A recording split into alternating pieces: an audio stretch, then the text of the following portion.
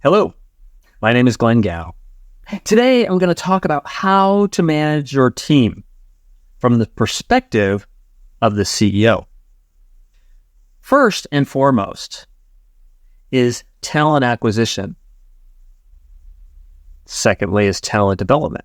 What I mean by this is you want to hire people that you want to keep within the organization. And there will be two classes of people you want to keep. One class usually costs more, and they're very, very good at what they do, at the function they own.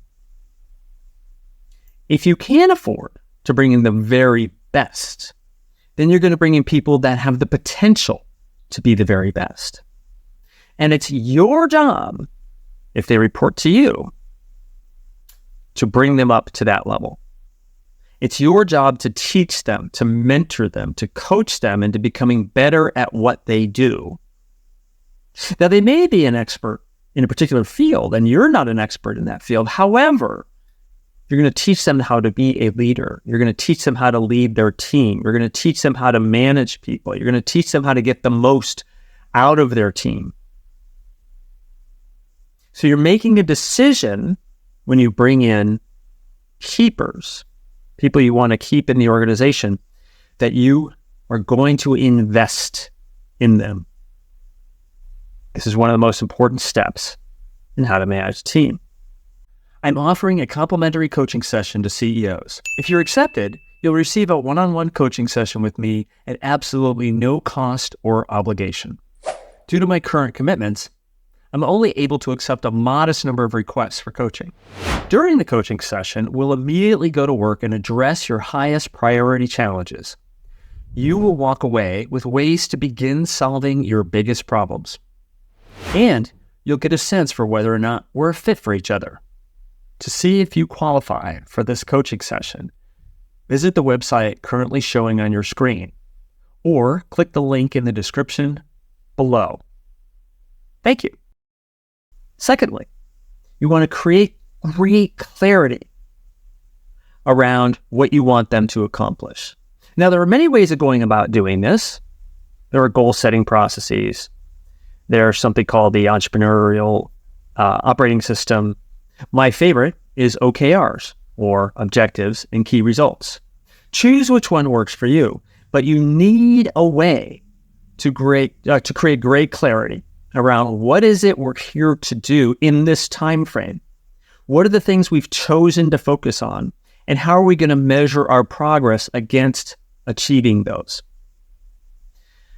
Next, create alignment amongst your team. This is important because once that people understand what they're going to be measured on, what they're going to be focused on, there's invariably conflict. Sales wants something here, and marketing wants something here, and engineering wants something over here, and they don't always align. That's perfectly natural. And yet, for you to manage your team, you need to create that alignment. You have to help them understand that, yes, they're focused on their individual targets, but they're also focused on helping the company achieve its goals. And they have a responsibility to help the other teams aligned behind the company goals. Next, be a chameleon as the CEO. What I mean by this is that the CEO needs to adjust and change their style of communicating based on who they are communicating with.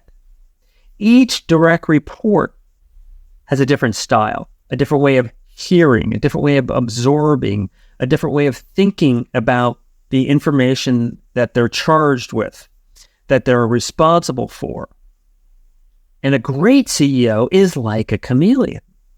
They will adjust to ensure that that person truly deeply understands what they're supposed to do by helping them and adjusting to their style. Next, become a world-class delegator.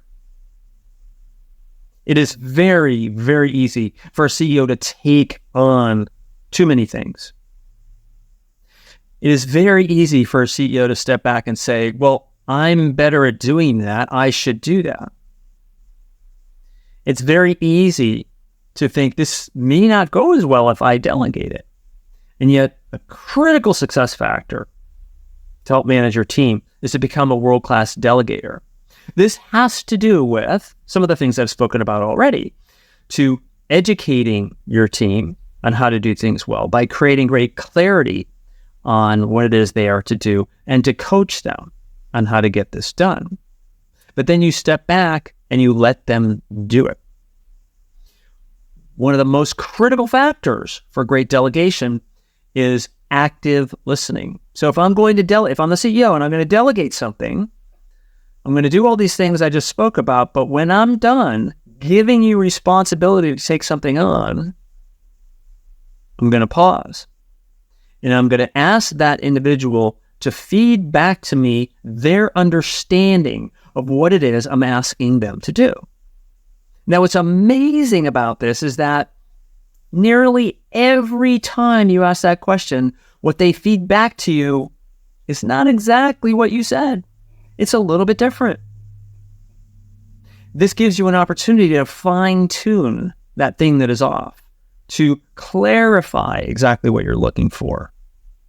Absolutely critical step in delegating. Next, in managing your team, you should refuse to take on the responsibility of their challenges. Now, there are exceptions where there are certain things that only you can help with. That might have to do with more budget or more hiring or more other resources. But when a direct report of yours brings you a problem, don't accept it. What I'm going to ask you to do is to gently push back and say, well, I'm not going to be solving your problem. I need you to bring me a recommendation. I want you to go off and think about what that recommendation can be, and then I'll discuss a recommendation with you. Now, what's amazing is when people go off and think about things, they come up with pretty good recommendations.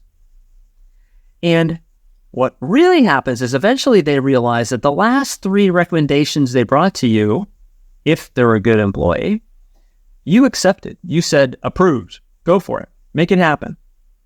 And eventually they stop bringing you recommendations because they realize they have the skills to solve problems on their own. And this is what you are really looking for. Next, on how to build a great management team and manage them. Have weekly meetings. I am often surprised at how many people do not have weekly meetings with their direct reports.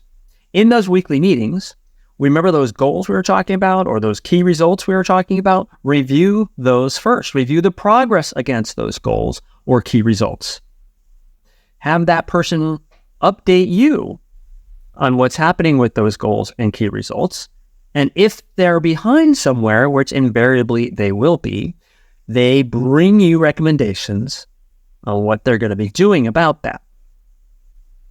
So you create alignment around what they're trying to accomplish and clarity around what they're trying to accomplish every week. And finally, reward people. No direct report to a CEO has ever said, please stop rewarding me for the good work I'm doing. You're saying too many nice things about what I'm doing. No one has ever said that. People crave acknowledgement. They crave feedback that tells them they're doing a good job when they're doing a good job. Consider spot bonuses, simple things, small things that reward them for good behavior and good accomplishments and good results. So these are some key ideas for you on how to manage your team. My name is Glenn Gow. Thank you very much.